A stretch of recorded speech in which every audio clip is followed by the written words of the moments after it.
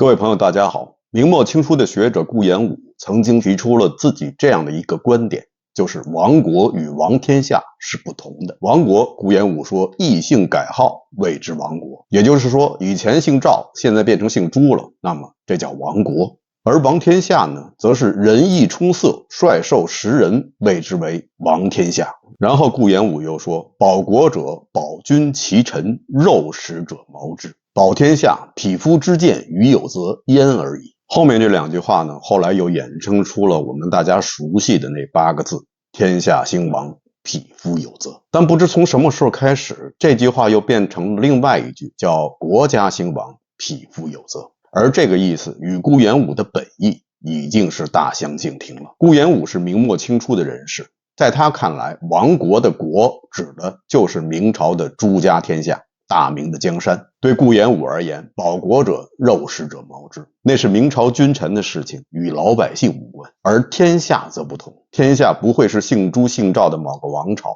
更不会专指某个皇帝。天下指的是这块土地上的文化，以及在这种文化下繁衍下来的人们。所以天下指的是华夏的文明，是华夏的道统。所以在顾炎武看来，天下与国并不是在同一层次的，天下明显是高于国的，所以保天下是全体国民的责任，而保国则是肉食者谋之。换句话说，天下涉及的是道统，而国涉及的是法统，或者叫治统。道统是铁打的营盘，而法统或治统不过是流水的兵。而自古以来，道统的守卫者与传扬者，就是我们常说的士，或者叫士大夫，也就是我们现在所说的知识分子。中原的华夏汉民族从西周开始就产生了民本思想，天视自我民视，天听自我民听，所以民意就代表了天意，而民意的代表人也是士。所以在中国历史中，很长的一段时间内都是天子与士大夫共治天下，因为士大夫代表的是民意，而天子的执政又要以民意作为基础。最早的以儒家为核心的中原文化是有天下意识而无江山意识的，天下乃人人之天下，并非一家一姓之天下。所以皇帝要与士大夫这些民意代表们一起来治理天下。这种文化传承到了宋朝的时候达到了顶峰，但很遗憾，自元朝以后，君臣之间的这种关系，天下与江山的意识就完全进入了另外一个方向。天下的概念变得越来越模糊，而江山国的概念则越来越清晰，甚至爬到了天下之上，国的意志就成了天下的意志。在崖山之战以后，中原文化呈断崖式的下跌。元灭南宋实际上就是顾炎武所说的人意冲塞，以至于率兽食人，夷狄的野蛮从此取代了诸夏之力。元以后的明朝，大家知道明成元治，明朝的开国皇帝朱元璋虽然打着恢复大宋汉家天下的旗号，但他的心中对宋朝没有丝毫的认识。相反，他倒是从元统治者那里学到了如何残酷地对待读书人，如何践踏他们的尊严。这位从社会最底层一路拼杀出来的平民皇帝，他没有学过什么儒家经典，倒是受到了成吉思汗将天下与人们视为私有财产的影响。所以从这个意义上来说，在军事上朱元璋北伐成功了，但是在灵魂上，在思想上却是成吉思汗南伐获胜。既然天下已经不是人人之天下，而只是朱姓一家之天下，那么士大夫就已经不再是民意的代表，而只是变成了他朱元璋的家臣。这些士大夫一生都在受儒家思想的影响，他们知道天下与江山的区别。当天下已经变成了朱姓一家的江山的时候，这些士大夫们自然也就不会再以天下为己任了。天下也好，江山也好，既然是你朱家的，那又和我有什么干系？他的兴也好，亡也好，都随他去吧。中明一朝君臣之间的关系一直是这样，于是才会出现了在崇祯皇帝自缢于眉山以后那样可笑与可悲的一幕。公元1644年的4月25日，李自成率军进入了北京城。他刚进城的时候还并不知道崇祯的下落，不知道他是死是活。有人说崇祯已经逃出了北京城，这点呢让李自成非常的紧张，所以悬赏10000两黄金找寻崇祯的下落。3天以后，有人发现崇祯已经自缢于眉山。李自成的士兵将崇祯的尸体从眉山拖了下来。李自成对崇祯还算是仁义，并没有采取什么鞭尸那样过激的手段。他命人找了一副棺材，将崇祯皇帝和已在宫中自杀的周皇后的尸体放在了东华门的一个草棚之内。这个草棚也就算临时的灵堂吧。而且李自成还下令给当时的那些明朝官员说，允许他们去祭奠他们的雇主。结果来到崇祯的灵堂拜祭并且哭的官员总共有30多位，来拜祭但并没有哭的有60多位，还有一部分官员只是远远的斜着眼看，并没有任何表示，或者即使是车马从灵前通过，也没有停下来1分1秒，就好像那里躺着的并不是他们曾经的皇帝，而只是一个陌生人。当然了，或许是这些官员们担心李自成的人会在一旁窥探，会记录下谁来拜祭了，谁又哭了，将来会秋后算账。但更有可能的是，他们对他们这位雇主真的并没有什么感情。对于他们来说，那不过是他们以前的一位老板。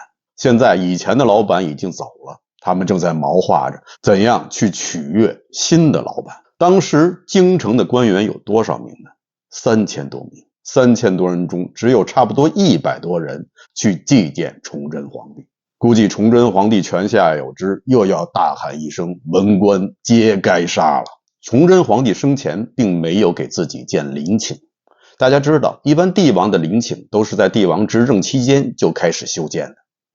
但崇祯皇帝那时候呢，一来呢是因为帝陵所在的那座山上已经找不到一个合适的地方，再者呢也是崇祯执政期间的财政确实是捉襟见肘，那没有帝陵如何安葬崇祯呢？这件事情李自成并没有管，只是让下面的人看着办。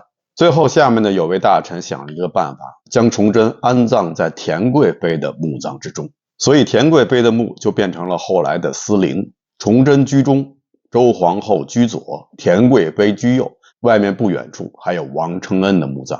而那些明朝官员们呢，第二天李自成就发布了命令，让百官们第二天一早在午门外等候。李自成要选才任用官员，这些官员们天没亮就早早的在午门外开始排队，彼此为争夺一个好位置而吵吵嚷嚷。这点呢，让大顺军的士兵看了都觉得很不屑，用长杆驱赶他们，维持排队的次序。这些官员们真可谓是丑态百出。很多官员在李自成军队入京之前，已经早早的把自己的官服烧掉。这时候知道李自成要重新任用他们，可是此时又找不到了官服，于是纷纷的向戏班子去借戏服。一时之间，北京城内戏班子的戏服价格涨了好几倍。还有的官员不知道李自成来了会怎样对待他们，所以他们已经做好了出家的准备，甚至头发都剃掉了。现在知道他们还有机会继续做官，只好戴着一顶帽子来见李自成。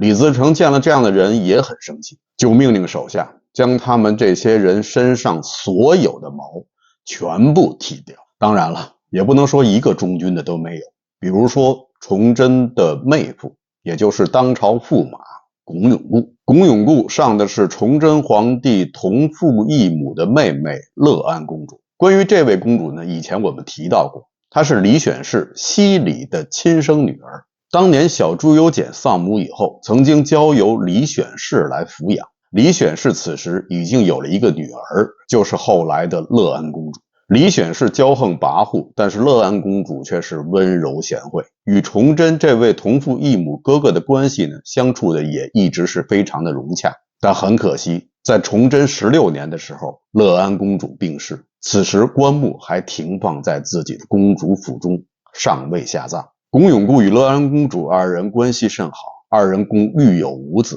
城破之日，龚永固将5个孩子用黄绳绑在了他妻子的棺木之旁，然后命人封闭府门，取家自焚而亡。龚永固的壮举对那些已经投降大顺的明朝官员们来说，应该不会有任何触动，因为在他们看来，龚永固也是朱家人，他是朱家的驸马，他为大明而亡，那是应该的。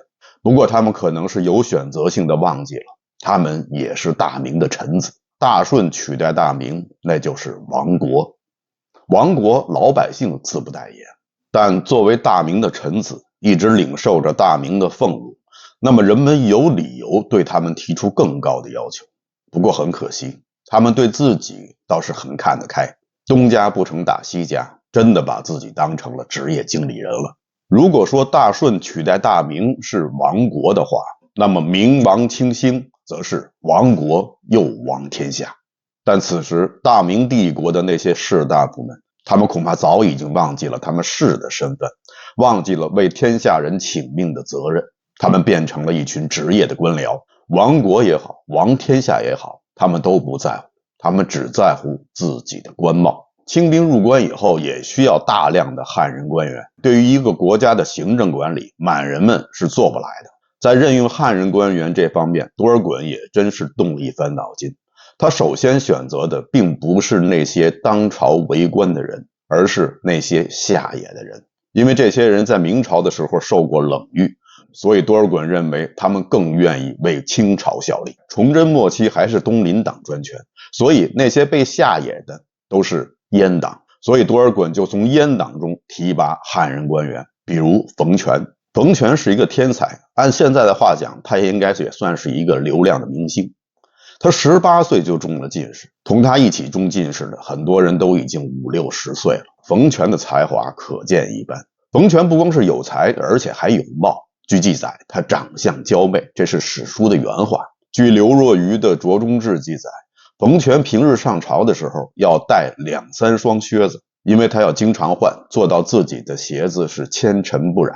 而且呢，他还要备几套鲜艳的衣服，也要随时换。他随身还带着一把小镜子，经常的照照，欣赏一下自己的美姿容。冯全的性取向可能是有些与众不同。据文炳的《列皇小识》记载，冯全与妙昌期以及周延儒他们都保持着非常亲密的关系。当然了，爱美也好，性取向有些与众不同也好，这些都是他私人的事情，不应因此对他的个人品行做出评价。但他其他的一些所作所为则令人非常的不齿。在天启年间，市面上流行着一部小说叫《辽东传》，《辽东传》就是歌颂熊廷弼戍守辽东的英雄事迹，但其中也提到了冯全的父亲冯胜期曾经在清兵来犯的时候蓄职逃跑。冯全觉得《辽东传》就是冯廷弼自己编写的，为自己图金而抹黑他的父亲，所以就以此参了冯廷弼一本，最终导致熊廷弼传首九边。熊廷弼被杀，而冯全则得到升迁，这就是当时明朝逆向淘汰的典型事例。后来因为阉党内部的争斗，他被罢职回乡。清兵入关以后，多尔衮想起了他，就招他入朝为官，他马上就来了。见到多尔衮以后，马上是跪地叩头，并说您应该当皇帝。多尔衮虽然嘴上说本朝有本朝典制，不可乱说，但心里头却已经喜欢上了他。后来他在清朝也做到了大学士，他是唯一一个在明清两朝都做到了大学士的官员。他有一句名言，叫做一心可以事二主，二心不可事一君。投效清朝以后，他马上命令全家人不论男妇皆孝满庄，甘心情愿的当了满清的奴才。在清朝为官期间，他又被弹劾说他收受江乡的贿赂。总的来说，此人的行径实在是有负他的满腹才学和那一副好皮囊，难怪后人有诗赞曰：人面不知何处去。第二批投靠清朝的明朝官员大部分都是东林党人，其中我们比较熟悉的就是当时东林党的领袖钱谦益。钱谦益是前吴越王吴流的后裔，他的出身无可争议，他的才学在当时也可谓是独步天下。我们大家对钱谦益比较熟悉的就是那个关于水太冷的故事。这个故事呢是出自于《别鬼杂谈》，是一本野史书。书中记述的是当时南京陷落以后，钱谦益的爱士柳如是就劝钱谦益应该自尽殉国，钱谦益也答应了。两人决定要投湖自尽，于是他们就泛舟在上湖之上，先是喝了一顿小酒。那钱谦益肯定免不了说一些壮怀激烈的话，表示要效仿屈原，以死明志。但等到真的需要投水的时候，他用手试了一下水温，说水太凉，咱们下次再来吧。当时柳如是觉得很不屑，自己奋身要投水，但被钱谦益拦腰抱住。这个故事因为仅仅出自于一本野史，所以呢一直以来就受到很多人的质疑。陈寅恪先生在他的那本书叫《柳如是别传》中就特别提到这件事情，说这件事情不实，因为按照《别轨杂谈》记载，钱谦益与柳如是是泛舟于上湖，而实际上当时两人应该都在南京，而上湖却是在常熟。柳如是是秦淮八艳之一，姓柳名隐，字如是。他之所以字如是，是因为辛弃疾的那首词“我见青山多妩媚，料青山见我应如是”。由此可见，柳如是欣赏的很可能是像辛弃疾那样的男子汉，而不是像钱谦益那样软弱的文人。钱谦益是在南京被围，弘光皇帝又逃走的情况下投降满清的，这也成了他一生中抹不掉的污点。对这个人如何评价是一件很纠结的事情，因为钱谦益本人活的就很纠结。他在崇祯朝的时候并没有受到重视，大部分的时间是赋闲在家。后来南明成立以后，投效南明，被封为礼部尚书。南京被围的时候，他也并不是最高的行政长官，后人可以责备他不战而降。但大家有没有想过，如果他在援军无望的情况下，仍然是率领着官民拼死抵抗，那得到的结果又会是什么？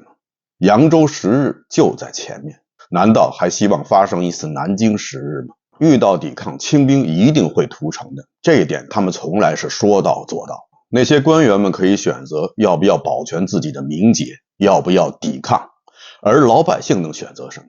他们连自己的生与死都无法选择。所以官员在做这样的选择的时候，是不是也应该考虑一下背后的几十万人的生命？那么有的朋友可能会说，那史可法呢？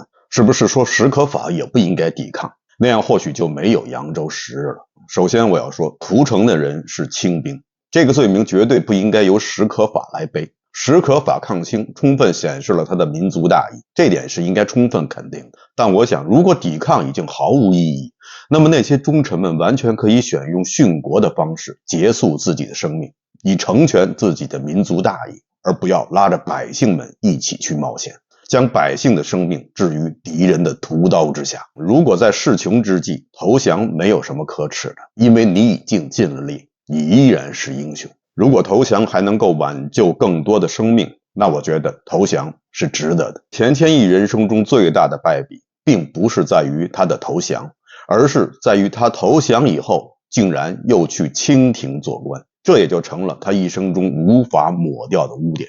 如果他投降是为了城中的百姓，投降以后就归隐山林，那么我觉得他就是无可指责的。但他偏偏选择接受了清朝人的官职，这个官实际上他只当了半年，然后还是归隐山林。现在想起来，真的何必呢？一瞬间的软弱与贪念，却注定了他一生的遗憾。钱谦益投降的那一天，大雨倾盆，但再大的雨也无法抹去他人生中的污点。归隐山林以后，钱谦益又资助了几次反清复明的活动，还资助过郑成功北伐。或许他这样做是在为他以前的行为赎罪。钱谦益的一生可用纠结两字形容，在他的余生脑海中可能会经常浮现李商隐的那两句诗：嫦娥应悔偷灵药，碧海青天夜夜心。他应该很后悔他当初做出的投降的决定。这种想法在他的诗中也有所呈现。他曾经这样写道：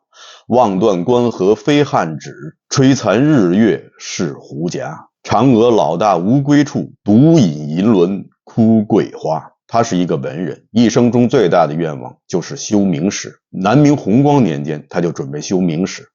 后来投降了清朝，还是去修明史。但绛云楼的一场火灾，使他的所有的辛苦都化为乌有。他不禁仰天发出长叹，不知汉奸为谁倾。他的一生是很失败的，除了他身边的柳如是。在清朝期间，他2次入狱，柳如是都是冒死相救。对于柳如是的深情，钱谦益曾经发出这样的感叹：痛哭临江无孝子，从刑赴难有贤妻。钱谦益去世以后，柳如是马上就陷入了他们钱家关于财产的纠纷之中。清高的柳如是不堪受辱，自缢身亡，年仅46岁。世人习惯用绝对的正反来评价一个人的好与坏，但殊不知大部分的人是行走在灰色地带。一念佛，一念魔。这让我想起了一个小故事。有一名画家，他想画佛，后来他在一个庙中遇到了一位和尚，他觉得这位和尚的形象非常像佛，于是他就给了这名和尚很多钱，请他来做模特。他按照和尚的样子，果然画出了佛的样子。他的画一下子价值千金，他从一名画匠变成了一名大画家。再以后，他又想画魔，佛还好找，魔哪里去找？于是他就决定去监狱去找，那里很多人恶贯满盈，他们就是人世间的魔。于是他又找了一个模特，这个人的形象怎么看怎么像魔，这幅画像画得也很好，画出了魔的恶。但当他的那位模特看到这幅画展的时候，却不禁失声痛哭。画家很奇怪，问你哭什么呀？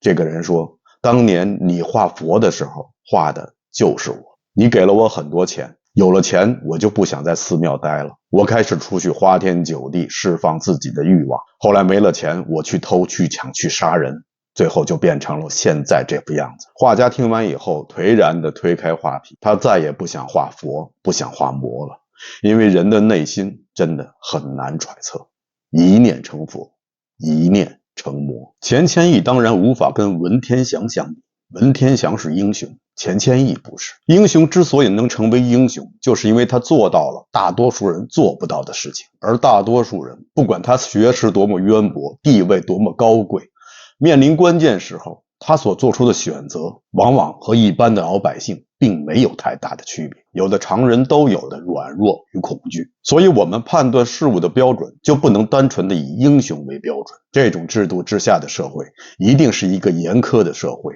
缺乏宽容，缺乏共情，而最终这种社会也一定会是一个虚伪的社会，因为毕竟英雄太少了，所以不得已就会制造出很多的假英雄。还有一点，钱谦益也是无法跟文天祥相比，那就是他们所服务的君王。钱谦益服务的是大明朝的皇帝，而文天祥服务的是宋朝的皇帝。孟子曰，君以国事待我，我当以国事报之。君以路人待我，我当以路人报之；君以草芥待我，我当以仇寇报之。孟子的思想强调，君臣在人格上是独立的，应该相互尊重。而朱元璋以及朱元璋以后的皇帝们，他们是如何对待文臣、对待士大夫的？这方面内容呢，我以前已经讲过很多，在此就不再赘述了。在朱元璋刻意搭建的体制之中，士大夫变成了朱元璋的家臣。家臣与人臣的不同在于，家臣是将君主的事情当做了事业的全部，没有了整个国家民族命运方面的担当，失去了作为一个文人的独立性。这样虽然一定程度上使得皇权得以巩固加强，但是呢，它的副作用也是非常明显的。在承平时期或许还不觉得，但一到遇到了关键时刻，所有的官员眼睛都往上看，他们都希望得到上级的首肯，上级决定做什么再做什么，而这件事情紧不紧急，该不该做，就变得没那么重要了。关键的是上级的指示，上级看着上级，最后全体的目光都盯上了皇帝一人。如果这个皇帝做错了决定，那就是满盘皆输。这种架构看起来似乎很稳定，但当全国上下只有一个声音，那就是君王的声音；只有一个思想，那就是君王的思想的时候，当几亿人的脑袋围着一个人脑袋转的时候，这才是最大的不稳定。由于朱元璋以及后面几代皇帝的残暴，将中国人为上的性格发展到了极致。那么清朝呢？清朝会不会好一点？其实更差。在明朝，士大夫们是家臣，到了清朝，则荣幸的晋升为家奴，甚至想要自称一句奴才，都需要通过官方的认证。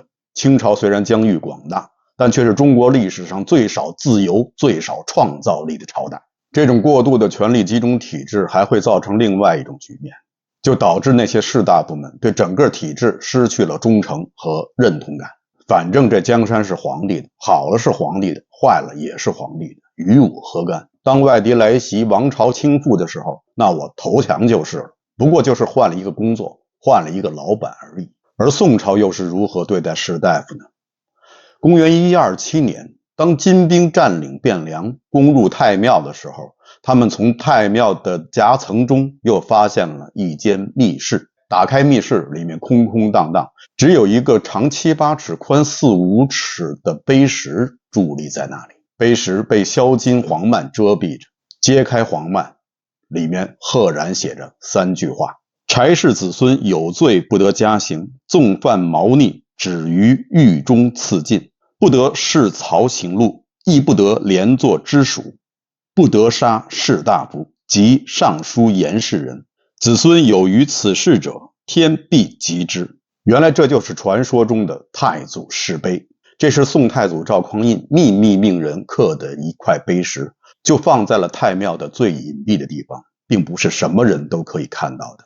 只有当新皇帝登基的时候，他才会在一个不识字的太监的陪同之下进入这个密室，掀开那道帷幕，默诵这碑上的文字，然后铭记于心，贯彻执行。这3条密室实际上就是2条，一个是善待柴氏子孙，一个就是不杀士大夫与言官。善待柴氏子孙是赵匡胤想要清除自5代以来那种新朝对旧朝的杀戮，以及这种杀戮所带来的戾气，赵匡胤想以和气代之。不杀士大夫与言官，这正是一项亘古未见的德政，可以说前无古人，后更无来者。这项德政的重要性在于，就是使得宋代的士大夫从对皇权的依附发展到了一个相对独立人格的架构，由此才派生出了宋代士大夫们以天下为己任的集体意识，以及共治天下的政治理想。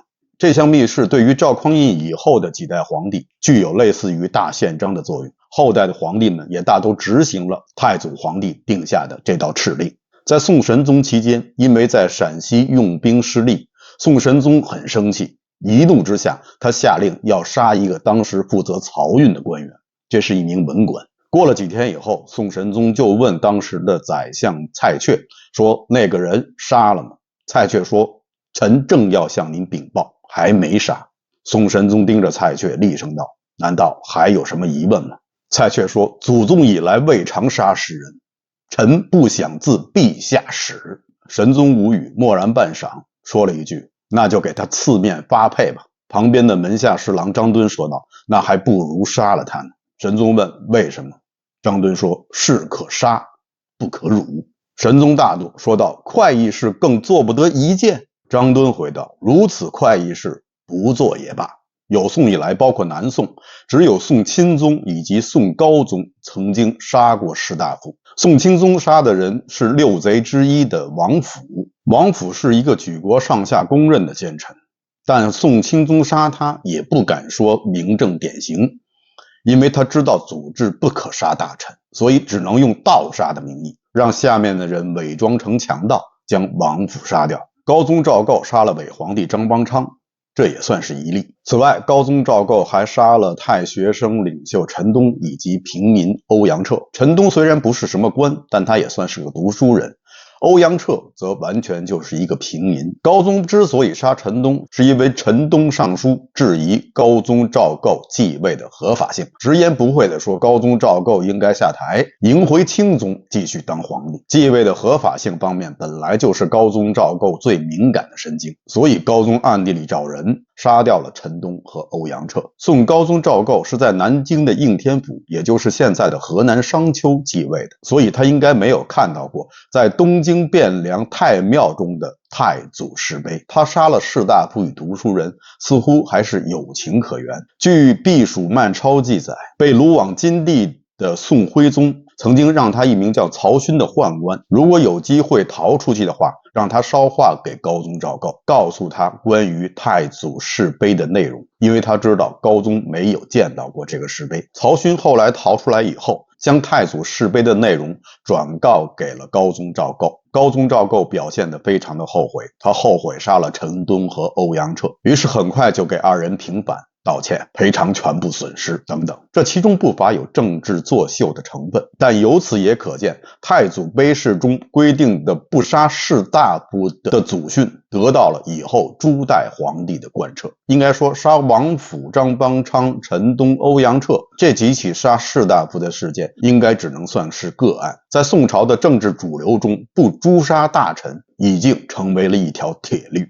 赵匡胤想通过此举达到君臣互敬，进而达到君臣共治，不杀士大夫，不杀言官，使得1000多年前的宋朝就已经具有了严世人免于恐怖的权利。这是一个何等伟大的进步！在很多士大夫的眼里，宋朝不是一个独夫的宋朝，不是一个小政治利益团体的宋朝，这也就是我们所说的天下为公。好的，以上就是本期节目的全部内容，感谢大家收看，欢迎大家点赞订阅。这里是风下杂谈 Frank， 为您带来有温度的历史，咱们下期节目再见。